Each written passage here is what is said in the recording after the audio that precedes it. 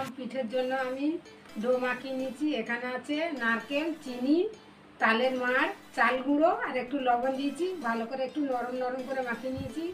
তো ভিডিওটা দেখবেন। এই দেখুন পাতা নিয়ে নিয়েছি। পাতাটা এরমভাবে রাখবো থালার মধ্যে। এইটুকু করে ডো নিয়ে নেবো, তার মধ্যে দিয়ে দেবো। এরমভাবে পাতার মধ্যে দিয়ে এইভাবে চাপতে চাপতে ভিতরে পাতলা হয়ে বিছিয়ে যাবে। এইভাবে অনেকগুলো তৈরি করে নেব।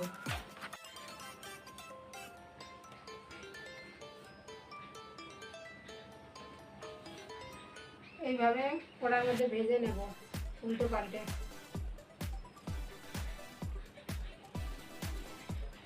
পিঠেগুলো হয়ে গেছে, তুলে দেখাবো। এই দেখো,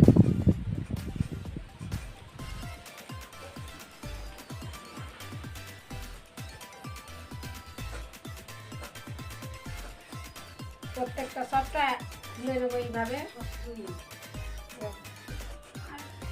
খেয়ে দেখবো একটা কেমন হয়েছে।